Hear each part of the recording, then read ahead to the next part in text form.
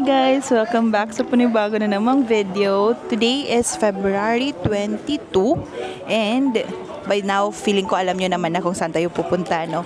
So we're going to Almaty. This is very exciting kasi first time ever na lalabas ng Southeast Asia. Tama ba? Oh, tama. Oh, I'm here with France. As usual, mga sistohon. Si Yel nasa CR lang. So, ayun na nga, first time ever tayong lalabas ng Southeast Asia. And right now, nasa Thailand tayo for a layover. Mga 4 hours, 4 to 5 hours tayo dito. And, pupunta na tayong Almaty. So, ang arrival sa Almaty is around 10 to 11 p.m. So, late na. Kaya, good luck to us din sa pag-book ng car doon, papuntang hotel. So, while waiting, we're gonna eat Tocino. Ay, Tocino. Pampangas na. Pampangas best Tocino. Charing. This is mango sticky rice. I think first time ever ko to. Ay, no, second time. Yung first time is sa airport sa Cebu. Nag-try ako. And ito, mas bet to kasi lokal. At ano ba tamang nga term? Authentic. Kasi we're here in Thailand. This is pala 195 baht. Mga 300 plus nung kinompute ko sa calculator. So, mahal, no? Medyo mahal siya, in fairness. Pero yun nga, ngayon lang naman. Kung nandito lang yung mama ko, itong plastic na to, iuwi niya to.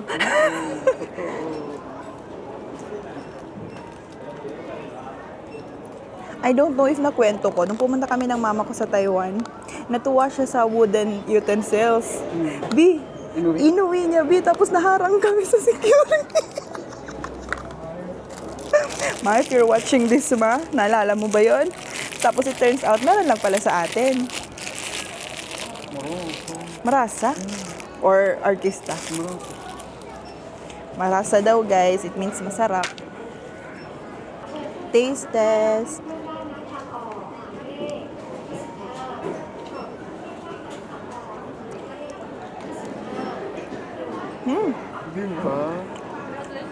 Matalapan mangga. Matalap. Ay, matalapan rice. Biko. Oo, matalapan biko. Yung coconut milk din niya, halatang hindi coco mama.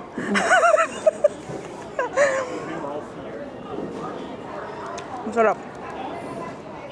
Ito kasi guys, is a delicacy here in Thailand. Kaya, while we're here, let's try, no? Sarap. By the way guys, sobrang haba ng pila kaninang umaga. Kaya hindi ako nakapag-vlog and all. Kasi sobrang hectic. Parang feeling ko dumating kami ng Naiya mga 6 or 6:05 a.m. And then pumila for travel tax. So actually hindi naman pumila, bumayad na ng diretso kasi walang pila. What took so long is yung check-in and yung bag drop. Sobrang tagal. Mga more than 1 hour kami na pumila. And mga 7:15 or 7:20, doon lang kami natapos sa check-in. And then yung immigration, surprisingly, walang pila, in fairness. And yung tanong is, 2 lang or 3. Yung first na tanong sa akin is, kung Kazakhstan daw ba yung ending ng destination, and kung sino yung kasama ko, and then kung ano yung work ko. Yan lang. Yung kay France, same din, kung sino yung kasama, tapos kung ano yung work. And mga 7:30-ish, ayun, natapos. So, it took 1.5 hours siguro bago makapunta ng boarding gate. So, ayun, chika lang. And from Manila to Thailand here sa Don Muang, mga 3 hours yung biyahe. Ngayon lang namin na realize, late here ng 1 hour. And ayun, kaya medyo matagal yung biyahe kasi 3 hours pala. Kala namin 2 hours lang. Kasi ba't parang ang tagal? Ayun pala. Alis kami ng Philippines, LSGs, and dumating kami dito ng 12 Thailand time. Kaya ba't 2 hours lang? Pero it turns out, late pala. So 12 noon here sa Thailand is 1 p.m. sa atin. Kaya 3 hours yung biyahe. Boarding na kami, guys. Look nyo yung plane. Attention please. Fairness, first time ako makasakay ng AirAsia na tatlo yung group. In fairness. Look nyo yung legroom mo. Fairness. Kasyang-kasya si Mariel, hindi na namin kailangang tumayo if ever mag-CR siya. ท่านผู้มีเกียรติครับขณะ Amazing. อยู่ในระหว่างการเดินทาง See you, Almaty. ปลอดภัยกรุณานั่งประจำที่ปลดสายรัดเข็มขัดที่นั่ง Hi guys, it's official day 1 here in Almaty, Kazakhstan. It's 6:01 a.m. and yung first tour natin is at 7 a.m. Pero ayun nga, chika ko lang yung nangyari kagabi. Imagine 6 hours and 40 minutes na biyahe from Thailand to Almaty, Kazakhstan. Parang first time ko lang na-feel na lumabas ako ng ibang bansa sa dami ng lahi na nakasabay namin. And hindi lang iyak ng baby. Yung problema doon, Diyos ko, mayroong group of friends na actually katabi lang namin. Mga, feeling ko, late 20s or early 30s. Mga pasaway. Nagpuslit ng vodka na ganito kalaki. And then, iniinom nila and sobrang ingay nila. Yung flight attendant, kailangan i-confiscate yung drinks nila. And ang dami pa nilang cheche, daming chismis, ganyan. Ang ingay-ingay talaga. And syempre, hindi ako makatulog kasi dapat updated ako sa anong nangyari, di ba? So, 6 hours, 40 minutes on off lang yung sleep. And yung ate girl, isa, di ba, chismis. Yung isa sa mga ate girl doon, nagsuka. Pabalik-balik siya ng CR, nagsuka. Tapos may time na nagising ako, marami ng tissue sa sahig. And sabi, natapon daw yung iniinom nila kasi umorder sila ng beer sa airlines mismo, sa AirAsia mismo. Arrive na kami sa Almaty ng mga 10:20 Almaty time. And then, sa Pilipinas, plus 3 hours. So, mga alauna pasado. After ng arrival, diretso kaming immigration. And wala namang tanong, medyo matagal lang kasi sobrang haba ng pila. Actually, yung tanong sa akin is, tourist lang daw ba ako? So, sabi ko, oo. And then, chinek yung authenticity ng passport ko. Parang meron silang mga magnifying glass ng tawag doon. So, after nun, diretso na kaming arrival hall. So, sa arrival hall, sa right side, may mga ATMs doon. So, nag-withdraw kami ng 120,000 tenge. So, sa GCash, 14,011 yung charge. And sa GoTime, 14,089. Tama, 14,089. So, ayun, if ever napupunta kayo dito, just use either GCash or GoTime. And after mag-withdraw, pumunta naman kami sa left side ng arrival hall kasi bumili kami ng SIM. Ayun, just for your information, 6,500 yung physical SIM, tapos 6,800 yung eSIM. And sabi naman ni Kuya doon na nagbabantay, 24 hours daw sila. Ewan ko kung legit na 24 hours or hindi niya lang naintindihan yung tanong ko. Pero after na bumili ng eSIM, nag-book na kami ng InDrive kasi yung Yandex kailangan Kazakhstan number yung ginagamit sa pag-register. So since hindi parang less hassle, nag-InDrive na lang kami kasi sa Pilipinas pa lang naka-register na. So yung pamasahe namin na initial, kasi yung InDrive kasi guys, para siyang bidding pala na ilalagay mo kung magkano yung gusto mong i-offer and then i-accept ng driver, pwede siyang mag-increase ng pamasahe. From 3,400 na in-offer namin, may driver na nag-bid to 5,000. Syempre, pinatos na namin, no? 5,000 is around 500 pesos. And ayun, mga 30 minutes yung biyahe from the airport to our Airbnb. In fairness, malaki yung Airbnb, maganda. Nagka-trouble lang kami pumasok kasi hindi namin na-gets yung instruction ni host. Sabi niya, ilagay daw yung number sa main door and then mag-wait ng sound. Tapos i-pull na yung door. Hindi niya sinabi, 2 sound pala. So, first sound pa lang, pinupull na namin yung door, hindi gumana. Mabuti na lang, may isang tenant doon na nagpatulong kami and yung number niya na lang yung ginamit. Tapos, iniwan niya kami paano kami makakapasok ulit in case lumabas? So, mabuti na lang si Ray France, gumana yung utak, na-figure out niya na 2 sound pala yung isa sound ng door bago i-pull. I'll share yung Airbnb namin. Malaki siya. Wait. Main entrance. Tapos, may cabinet dito na mga cleaning supplies. May plancha din. And whole body mirror. Diba? Bongga. And yung CR, napakalaki, napaka-aesthetic. Parang pang get ready with me. Tapos may washing machine, bathtub, and naka-heater naman yung tubig, so carry lang. Ay, may blower din. And ito yung sala. May microwave, may lutuan, may lababo. Ooh.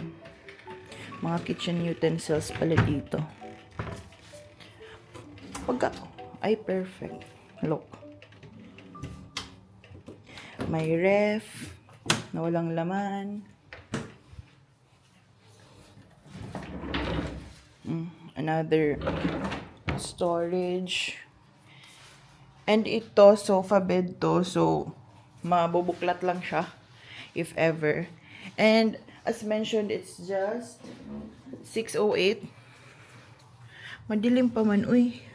7 a.m. yung call time namin. Pupunta dito yung tour guide. And itong kwarto pala is yung room na. Mamaya ko na ipapakita kasi nagpre-prepare pa sila. In fairness naman, sa baba ng building na to, merong McDo, merong mga 24 hours na tindahan. Nakabili ng, tawag nito, ng saksakan, CL, from a 24-hour store dito sa tabi lang. And then may CU din. So kagabi nakapag-dinner kami. I mean, ewan ko kung dinner pa ba tawag doon. Kumain kami ng kimbap, chicken, and ayun, super lapit lang ng CU. And what's nice about this place is less than 3 kilometers siya away from Kazakhstan Hotel. And di ba yung Kazakhstan Hotel, parang dun yung sentro. Kasi dun nag-meet up yung mga tours, ganon. Pero let's see. So guys, from the city, from the hotel, hinatid lang kami dito. Mga 30 minutes yung biyahe. And then maglalakad ng around 400 meters. Ay, nahihingal ako. Around 400 meters para sa isang car. Para na sa tuktok ng Almaty Lake. Guys, nakakaloka. Hindi pa tapos yung 400 meters namin or baka binubudol lang na kami ni Kuya, no? So guys, sabi ni tour guide, ito daw, ang tawag ini? Electric station was built by the Japanese kasi na-capture sila nung nagkaroon ng gera dito. Actually, wala nang masyadong pumapasok sa isip ko kasi yung utak ko nagbe-brain freeze na sa sobrang lamig. Pero ayun na nga, hinihintay lang namin yung second car kasi aakyat na kami sa taas. Nag-pause muna kami dito kasi to take a little bit of rest siguro tapos mag-picture-picture. Time check, it's 7:59 and check nga natin yung weather. Halabi, it's -3 pala. Kaya pala, -3. That's why it's so cold. Hinihintay lang namin yung pangalawang car para dalhin kami doon sa tuktok. Kasi alam nyo ba guys, chika. Sabi ni tour guide, actually, hindi daw legal, kumbaga, yung pag-ride ng car pataas. Kasi nire-recommend talaga ng government na mag-hike around 4 hours, 3 to 4 hours. Kasi yung Big Almaty Lake, isa siyang source ng tubig sa syudad. Kaya kailangan talaga siyang alagaan. And as per Google, alam nyo ba, nabuo yung lake dahil sa earthquake. 2,000 years ago, nag-earthquake daw dito. And then, bumuka siguro siya. And, ayun, naging reservoir. Amazing, no? Natural disaster. Tapos, naging natural treasure. And while waiting, magsa-start na kami mag-picture-picture dito. Hala, oh, ka-nice, oh. So nice. Ewan ko sana yung car, natulog pa siguro. Picture-picture muna kami dito.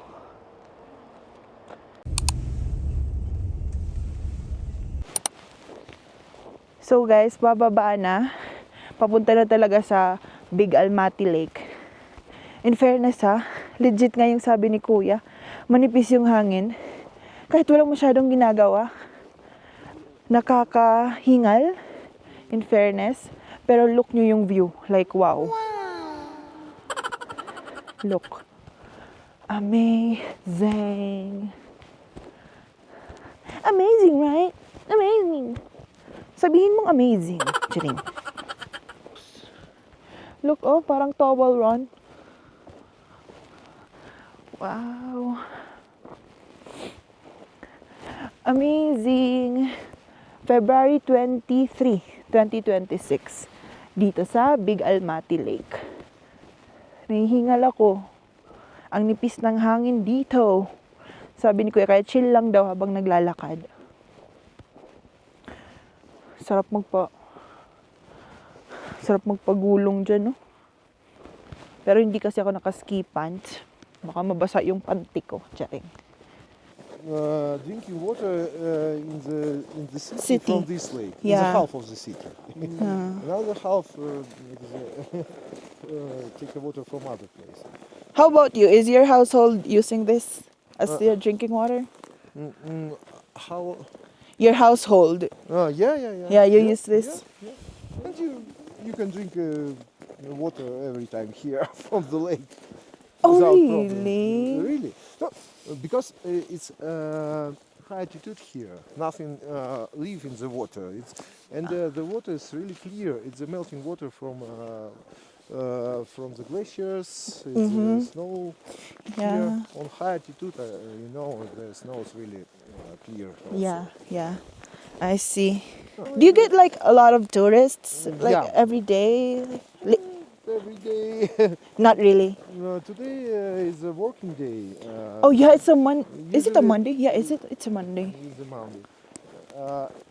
Usually here it's really crowded. Weekends. In weekend, yeah. Because local guys come here. As you see, the way here is not so easy. Yeah. And as I told your friend, use a car here. It's not so legal. But how is he allowed? Like, is he connected to like an organization or what? No, he's working here. I see. He is checking avalanche here. Yeah. Okay, that's his job. Yeah. Okay. You can just help us. Yeah, yeah, I see. Help you to see the Yeah, I see that point. I see that without, point. hard Mhm. exercises. Yes. Yan na yun. Lake na yan. Naging ice lang. Imagine, gaano siya kalinis para maging source of water ng mga tao sa syudad, no? And na-notice nyo ba, mga puno, mga evergreens, hindi talaga sila nagpapatibag. Green talaga sila. And actually, sila yung nagpapaganda din ng bundok. Kahit pa paano may pop of color. Pero super dark green, parang ang black na siya eh. Guys, sabi ni Kuya Tour Guide, dapat pala, kung pumunta kayo sa mga ganitong lugar, magstay muna kayo sa city, yung hindi masyadong mataas. Kasi dapat mag-build muna yung katawan natin ng acclimatization. Diba? Big word. I-google natin yan. Kasi high altitude yung bundok. So mahihirapan talaga tayong huminga.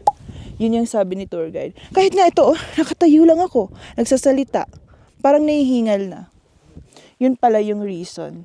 Kaya hindi talaga nire-recommend ng mga locals dito na kung first time mo, dun ka agad sa Shimbulak magstay. No, hindi pala dapat. Kasi meron silang tinur na family. First day nila sa Shimbulak. And hindi daw sila nakatulog kasi di sila makahinga. So ayun na lang, mabuti na lang na mahal sa Shimbulak at hindi kami dun nag-book.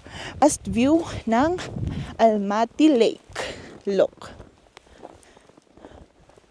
Amazing, no? For someone na taga Pinas, taga Barrio, seeing this kind of view, parang Lord, thank you. Ganong level. In fairness. Imagine, paano natin to nakaya, no? Paano natin to na-afford? May pinatutunguhan talaga yung pag-work natin, B. Kaya mag-work lang kayo, B. Work, hustle. Kasi walang libre sa mundo.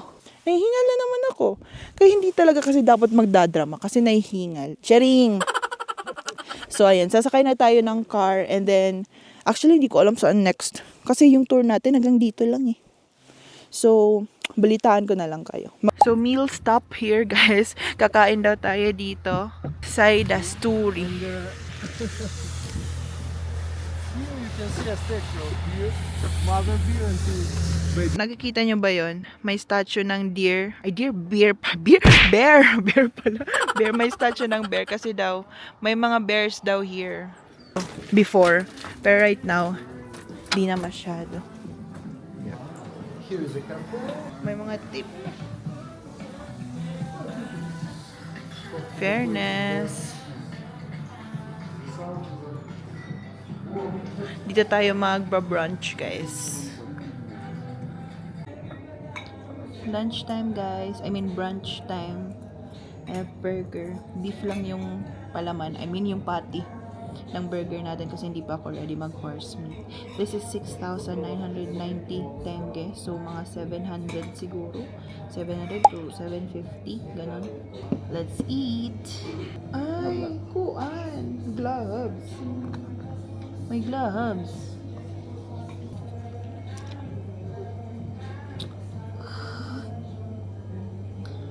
Looks so good. My God.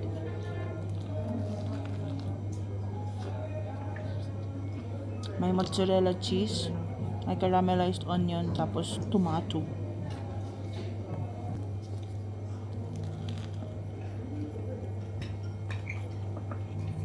Fairness, masarap. May something talaga erakuan. May something talaga sa buns nila. Para siyang hindi normal buns. Parang nilang French toast, something. May patatas.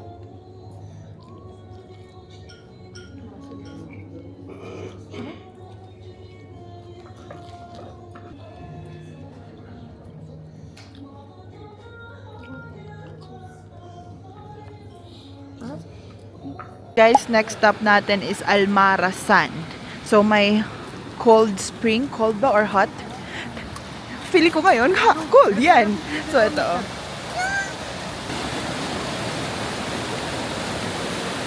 Trivia pala. Almaty, diba? Meaning apple.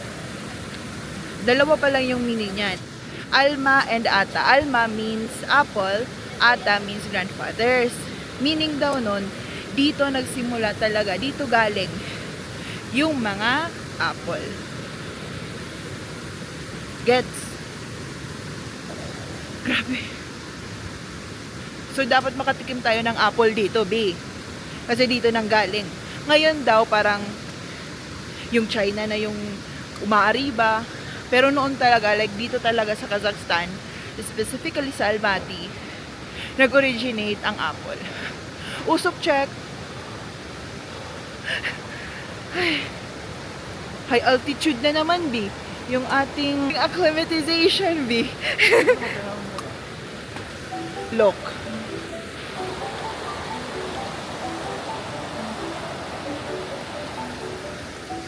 Ito na yung last stop natin, tapos uwian na.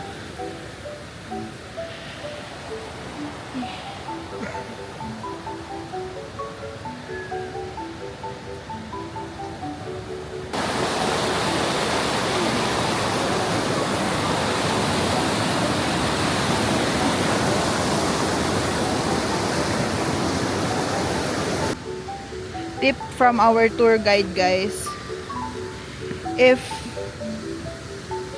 umaapak daw kayo ng ice, make sure na buong paa ang inaapak nyo para hindi ma-slide.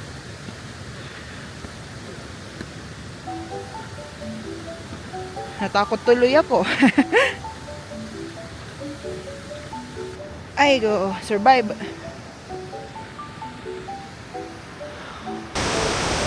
Hala! Nagsusnow! Kita nyo? Kita nyo ba? Parang siyang dandruff, B. Pero nagsusnow siya. Mas malaki pa dandruff ko dito. Charing! First ever snowfall. Kahit pa paano. Nakakatuwa. Nakikita na ba? Klaro na ba? Klaro ba sa background? Oo, ako Ano ito. pa? Sumukay man.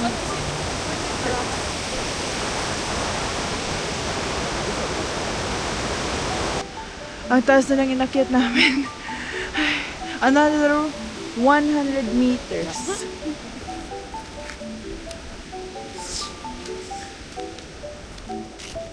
Ito yung mahirap. Parang okay ko na lang mag-apak-apak sa snow. Wag lang pala sa ice. Super delikado. Kaya hawak tayo dito sa railings para sure. It's 100 meters mga B. Hindi na lakhan.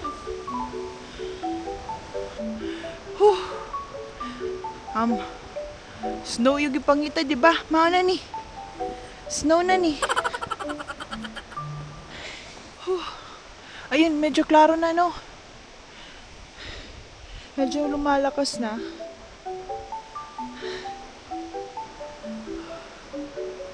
Lamig!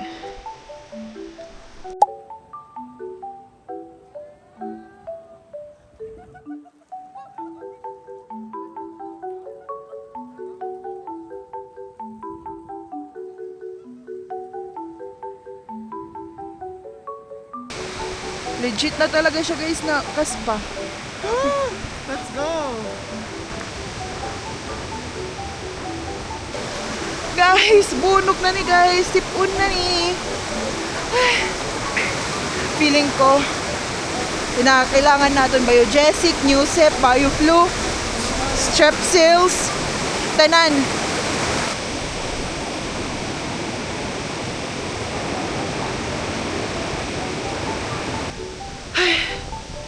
Aray ko, putik! Malapit na yan! B, di tayo magiging kwento sa Kazakhstan, B.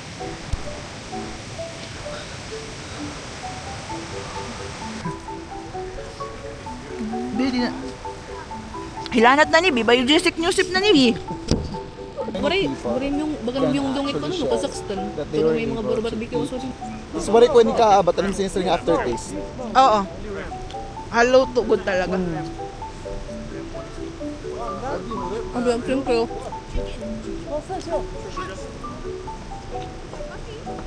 Bayad na kita? Ano pa? Ada na yung ano? Grabe good, grabe ni. Grabe na ko rin ang papanayaw.